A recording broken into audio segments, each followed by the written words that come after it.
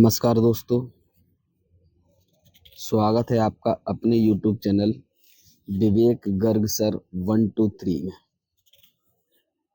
मैं आपको आज की क्लास में क्लास 9th विज्ञान हमारे आसपास का पदार्थ के मैंने कुछ पॉइंट आपको पिछली लास्ट क्लास में करा दिए थे।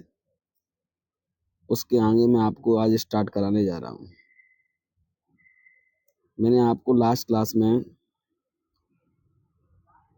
पदार्थों का वर्गीकरण क्लासिफिकेशन ऑफ मैटर यहाँ तक करा दिया था। मैंने आपको बताया था पदार्थों का वर्गीकरण दो प्रकार से होता है, भौतिक वर्गीकरण, एक रासायनिक वर्गीकरण।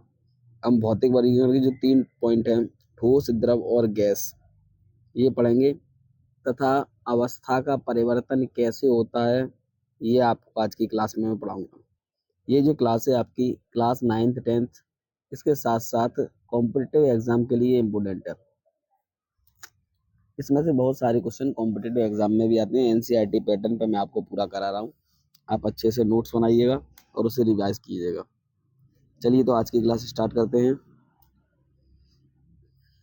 पदार्थ की जो अवस्था है वो 3 है हमारी, ठोस, द्रव और गैस। वैसे तो है 5, लेकिन आपकी 9th 10th में 3 ही पूछी जाती हैं। एक आपकी प्लाज्मा है और एक वीसीजी और है, वॉसाइस्टेन। ठीक है, वो आपके कोर्स में नहीं है तो उसको मैं आप नहीं करा रहा हूँ। तो आपकी ठोस, द्रव, गैस है। तो पहला पॉइंट है आपका ठोस। पहला पॉइंट आपका ठोस है। तो ठोस में बेटा वो आपसे कह रहा है, ठोस का मतलब ये होता है, ठोस अवस्था पदार्थ की वो अवस्था है जिसमें उसका आकार और आयतन दोनों निश्चित रहते हैं। अब आकार और आयतन निश्चित कैसे रहते हैं? जैसे मान लीजिए ईंट है, ईंट का एक आकार निश्चित है और इसका आयतन भी निश्चित है। कहीं किसी जगह पर रखी जाएगी तो उतना ही स्थान घेरेगी। क्लियर है? कोई भी चीज हो, ठोस वस्तु, उसका एक आकार निश्चित होता है और उसका आयतन भी निश्चित होता है, वो उतना ही स्थान घेरती है। क्या कहलाती है? और ठोस अवस्था कहलाती है। देखिए यहाँ से आप, आकार और आयतन क्या रहता है बेटा? निश्चित रहता है। आकार और आयतन क्या रहता है? निश्चित रहता है। क्लियर है?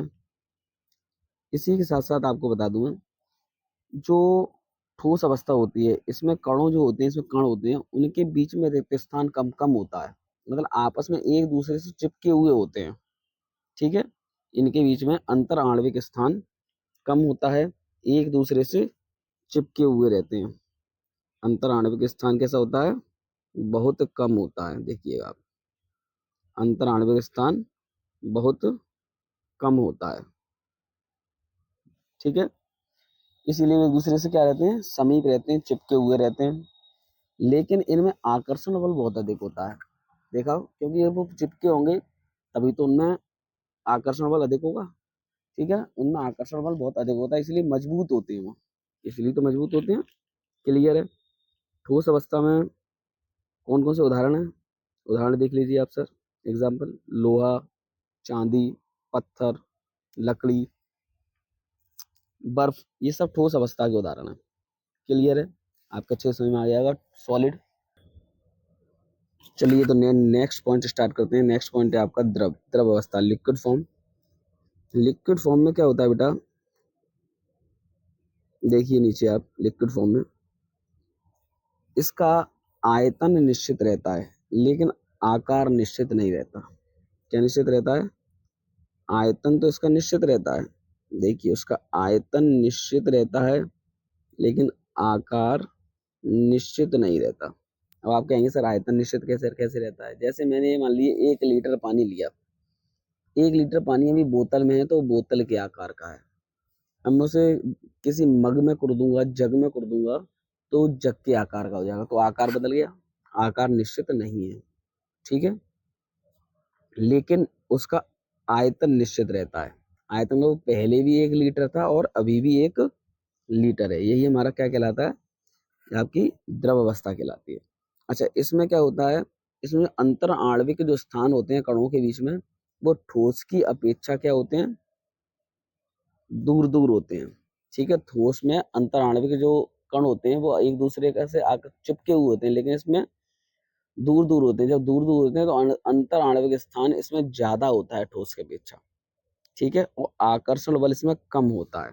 क्योंकि दूर दूर होते हैं तो आकर्षण बल कम होता है, लेकिन वे इनमें गति अधिक होती है। गति अधिक होती है, इसी से फिसलते हैं एक दूसरे के ऊपर, इसीलिए द्रव में बहने का गुण पाया जाता है। इसीलिए द्रव बहता है, क्योंकि उसके कण गतिमान होते हैं, वो एक दूसरे से फिसलते हैं, इसीलिए वो क्या होते हैं, बहने लगते हैं। उदाहरण के लिए एग्जाम्पल नीचे आपको दिए गए हैं, जल, दूध, ग्लिसरीन, तेल, पारा, ये सब आपके एग्जाम्पल जो हैं बेटा किसके हैं, द्रव के हैं। मैं आशा करता हूँ आपके अच्छे समझ में आया हुआ। चलिए पॉइंट नंबर 3 को देख लेते हैं। पॉइंट नंबर 3 है आपकी गैसीय अवस्था। गैसीय अवस्था में बेटा,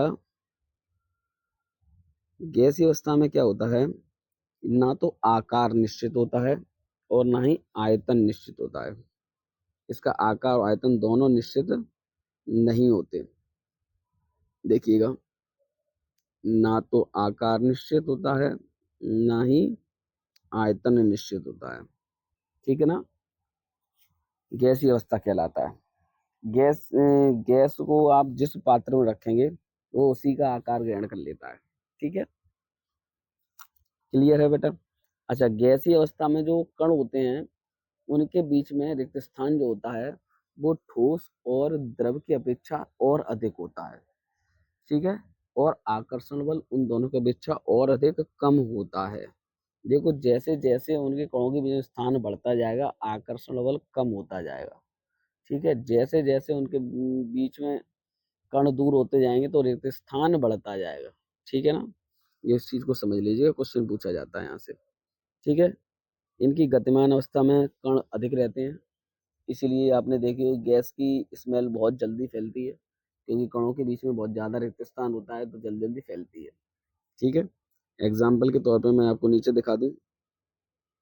एग्जाम्पल में जो आपको दिया गया है वो दिया गया है वायु, gas, nitrogen, hydrogen, ammonia. Clear है, ये आपके इसके एग्जाम्पल हैं। इसी के साथ में थोड़ा सा और टॉपिक आपको इसको डिस्क्राइब कर दे रहा हूँ। देखिए, जैसे 3 आपको ये दिए गए हैं, दिया गया है ठोस, लिक्विड, गैस। तो आप देखिए, ठोस में जो है कण आपस में एक दूसरे के पास पास हैं, लेकिन द्रव में ठोस की अपेक्षा थोड़े दूर दूर हो गए हैं, और गैस में ठोस की अपेक्षा और द्रव की अपेक्षा बहुत दूर दूर हो गए। इसमें आकर्षण बल अधिक होगा, इसमें आकर्षण बल थोड़ा कम होगा। द्रव में ठोस की अपेक्षा आकर्षण बल क्या होगा, कम होगा, और गैस में आकर्षण बल बिल्कुल बहुत कम हो जाता है। यही इसका पूरा स्ट्रक्चर है, ये आपके इम्पोर्टेंट है, इसको आप अच्छे से समझ लीजिएगा, लर्न कर लीजिएगा। इसके बाद जो पॉइंट है हमारा, पॉइंट नंबर आ जाता है नेक्स्ट, पदार्थ का अवस्था में परिवर्तन। ठीक है, इसको चेक कर लेते हैं हम, बहुत इंपॉर्टेंट बेटा पॉइंट है ये भी। देखिए, ये आपसे कह रहा है यहाँ से, मैं आपको बता दूं, अगर पदार्थ के ताप में परिवर्तन करेंगे तो पदार्थ की अवस्था में भी परिवर्तन होगा। अगर आप टेम्परेचर में चेंज होगा तो आपका उसका अवस्था भी परिवर्तित होगी। जैसे अगर बर्फ है, बर्फ अगर फ्रिज में रखी है तो बर्फ है, और जब हम बर्फ को बाहर निकाल लेंगे तो पिघलने लग जाएगी, पानी हो जाएगी, लिक्विड। और अगर उसको गर्म करेंगे तो बाष्प बन जाएगी, बाष्प बन के गैस हो बन जाएगी। क्लियर है, तो टेम्परेचर चेंज हुआ तो अवस्था भी उसकी चेंज हुई, बर्फ से पानी हुई, पानी से बाष्प बना। क्लियर है, डाउट एकदम कोई डाउट नहीं है। बस इसी को चेंज करते हैं, उस अवस्था को क्या कहते हैं, बस इसमें ये है, और इसके अलावा इसमें कुछ नहीं है। देखिए, एक बार चेक कर लेते हैं, समझा लेते हैं। जी, आपसे कह रहा है कि ठोस अवस्था से द्रव अवस्था में अगर हम जाते हैं तो उसे कहते हैं संगलन, कहते हैं। क्या कहते हैं बेटा, संगलन। इसी को इंग्लिश में बात करें तो मेल्टिंग पॉइंट भी कहते हैं, मेल्ट होता है वो।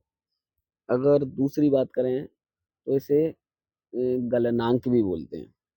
क्लियर है बेटा, जैसे कोई बर्फ है, बर्फ को पिघलाएंगे तो द्रव बनेगी। क्लियर है, एग्जाम्पल एक एक एग्जाम्पल में सबके आपको बताते चलूंगा। दूसरी बात, अवस्था से किस में जाना, ठोस में जाना जो होता है, जमना होता है, हिमांक भी कहते हैं, और फ्रीजिंग भी कहते हैं इसे। क्लियर होगा, ठीक है।